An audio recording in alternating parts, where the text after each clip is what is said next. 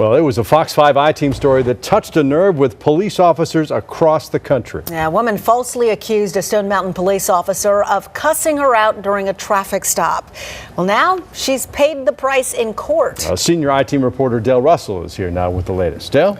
Russ, DeKalb County prosecutor Chris Timmons told a judge that Krystal Cathcart was trying to get Stone Mountain Police Sergeant Stephen Floyd fired. Well, it didn't work, and her effort led to her pleading guilty in court to a felony charge. Former DeKalb County Fire Department employee Krystal Cathcart knew our camera was rolling when she walked into court. Do we need to call Dr. Alexander?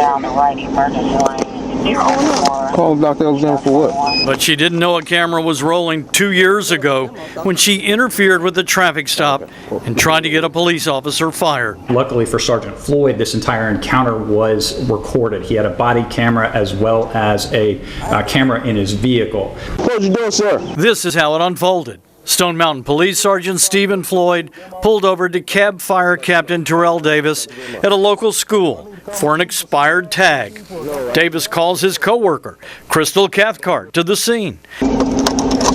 Sergeant Floyd issued the ticket anyway, but has to ask Krystal Cathcart to step away from the scene since she wasn't involved. You can wait over there.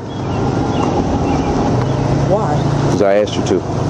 This traffic stop had nothing to do. I can stand right No, there. you cannot stand right there, and this last time I'm going to ask you, or I'm going to put you in the back of my car. But Krystal Cathcart filed a written complaint, which included a warning about making a false sworn statement.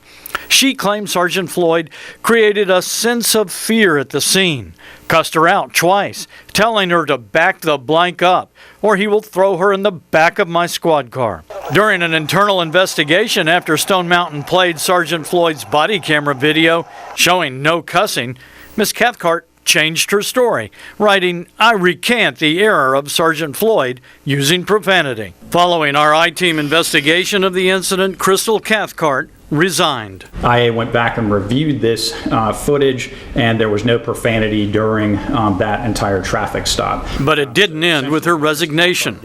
Sergeant Stephen Floyd, who was in the back of the court during the plea, hired an attorney and took his case to the DeKalb District Attorney's Office.